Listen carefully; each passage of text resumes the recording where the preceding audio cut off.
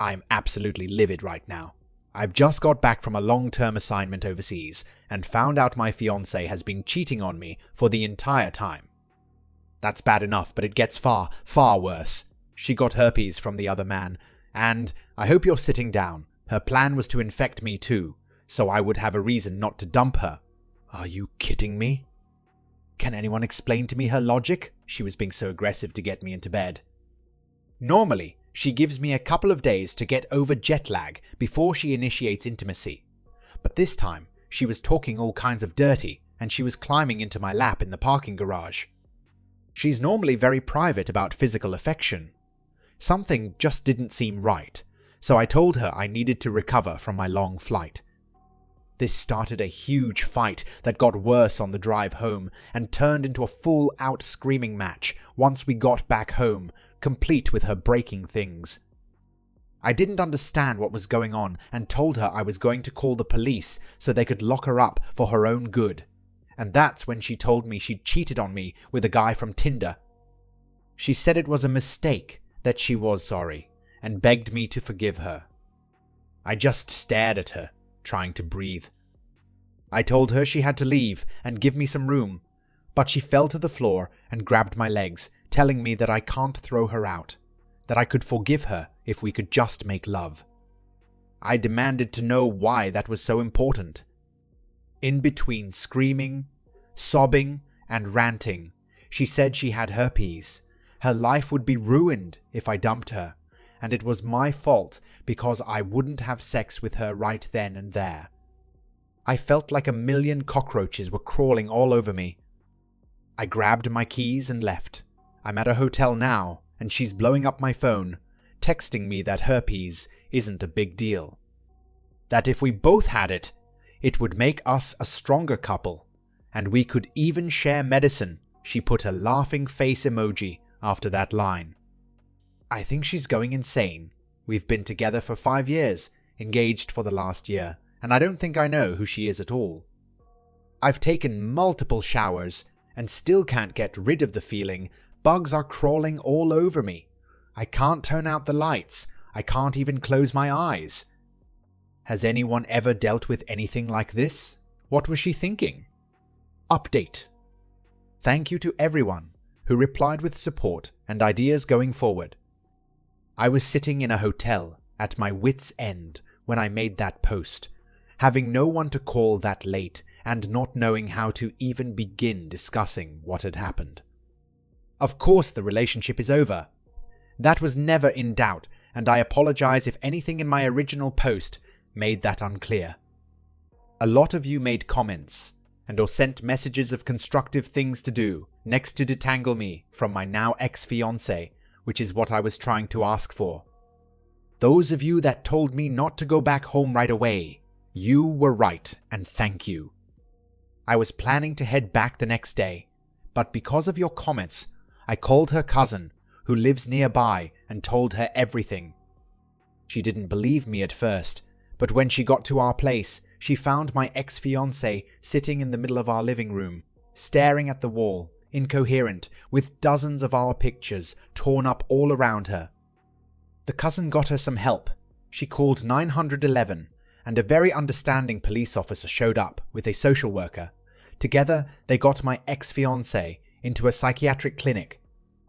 I talked with the officer, and he said it was okay to go back home and clean up. He took pictures for his report. He also suggested I get a temporary protective order to keep her away from me, and that her cousin get a conservatorship. When talking to the lawyer about the protective order, she told me that it is a crime to intentionally infect someone or even try to with a STD in our jurisdiction, but the key word part is legal intent. With her mental breakdown, it's not likely the DA's office would prosecute. To be honest, I would rather she just get help for her mental health than a criminal conviction. My friends came over and cleaned up our place. My place now. They wouldn't let me do much, telling me to just relax. I ended up sleeping 10 hours straight. Problem is now I have time to think. So many questions, no answers. It didn't help that her cousin showed up to return the engagement ring. They took all my ex-fiancée's jewelry when she was admitted. Holding that ring in my hand really hit me hard. Now I keep feeling guilty, especially about the time I spent away from home on assignments. My job involves helping people in some of the poorest places in the world. When I'm there, I sort of go numb, and that numbness lasts for a week or so when I get back. Depression is a reason a lot of people with my job resign. Maybe I should find a new job? Maybe I was asking too much of her. Could any woman handle that? Anyway, I had a few minutes and wanted to convey my thanks to all of you who kept me sane when it all went down. Thank you. Second story. I was worried now it is confirmed. My thoughts are all over the place.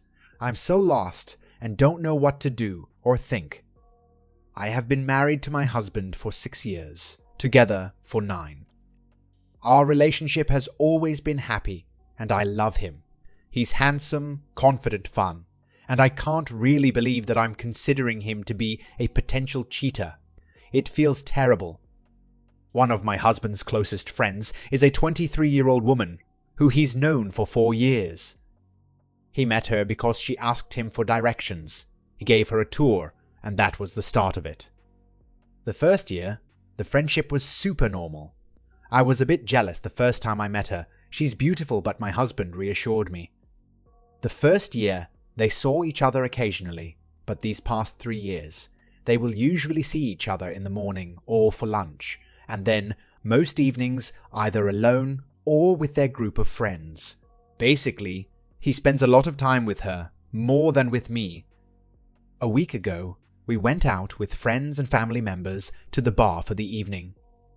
It was also open mic, and my husband has a very nice voice, so he went up on stage and sang Love in Portofino, a very intense love song. That was fine, but the problem is that the entire time he looked straight at his friend. It was very awkward. I wasn't sure if it was just because he was tipsy, but after this incident at the bar, when we got home, I decided to seriously confront him, and of course, he denied cheating. I don't have any evidence at all. I check his texts, WhatsApp, his photos regularly, but there's nothing. There's been a few suspicious factors, but they don't especially mean he is cheating on me. The first is that when I do join their outings, they're in their own world and talk non-stop, and I feel a little excluded. But, again, that might just indicate a strong friendship. Another thing is that they're really hands-on, to the point where it's sometimes uncomfortable. On one occasion, his friend pointed to me and said, "Your wife is that way," kind of jokingly, so I know I'm not the only one who notices it. But once again, that could be because they're both Southern European and have a good friendship. He also gifted her one of his late mother's bracelets, which I got mad at him for, but he said that it doesn't matter because 1. He has no children to pass it on to. There's been other small incidents which have made me question a little, but otherwise I can never say for sure. The song really pushed it though, and I don't know, I'm so lost. It's hard to know if I'm blowing this out of proportion, and if this is all innocent. I was advised that they might be involved with each other, but I'm so unsure. My sisters think it's romantic. One of my friends says, it's probably sexual. Others say I shouldn't worry, and that it's just like a strong father-daughter relationship. I have no clue if it would be just him who likes her, or if this might be a mutual affair, etc., and don't even know if my suspicions are even valid. Update. As suggested, I sat my husband down to talk again and asked him to listen to everything I have to say without interruption. I told him I love him, told him how and why I felt his relationship with this young woman, cheating or not, is unacceptable and has made me uncomfortable. I told him the ways it has impacted our marriage, and that he needed to decide to either remove her from his life and seek to work on us, or I would get a divorce. His only reply to everything I said was, "I agree, it's time we divorce." Obviously, I started crying immediately. I asked him again if he cheated on me, and he admitted to an emotional affair and having kissed the girl. He answered all of my questions and proceeded to apologize for everything, and that it's entirely his fault, like that makes me feel better.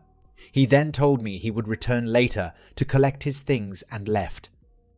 I'm shocked, and at the same time I'm not. It was stupid of me to expect any other answer than the one I got, but still, having to hear my husband so calm and unwilling to work on us, even though I poured my heart out to him and was ready to give him a chance, hurts me terribly. Even after the betrayal, I don't want to divorce him at all, and I'm scared for the future. I love him and I'm devastated. He doesn't love me back. This is a nightmare. Thankfully, I received some really kind words of support here, which I was reading to help me feel a little better. At the end of the day, I know he won't change his mind, so all I can do is accept. Update number 2. A lot of people have been reaching out to ask me how everything has been holding up, which I appreciate so much. After he chose to go down the divorce pathway, he wasted no time and came with a friend to collect all of his stuff. It's strange not to have him home, and having had all his things gone so suddenly. I guess he's already been gone a long time, but it's just the empty space that really hits hard that this is real. It didn't help that I accidentally came across him and his new girl all loved up together in the town square. As some people mentioned might happen, it did. My friendships have taken a hit as well. 2 of my closest girlfriends were aware of the affair the entire time and didn't tell me because their husbands asked them not to, so that was again so painful. I'm crying most of the time, thinking about memories, thinking about how much I want to confront the new girl, but also trying my best to think more positive thoughts and distractions. My family has been so supportive, and so kindly, my nephew and sister-in-law have been around to comfort me. Not to mention my dog has been a huge help during these tough times, and I truly don't know what I'd do without him. I've been doing okay, and I'm sure I will get better in time.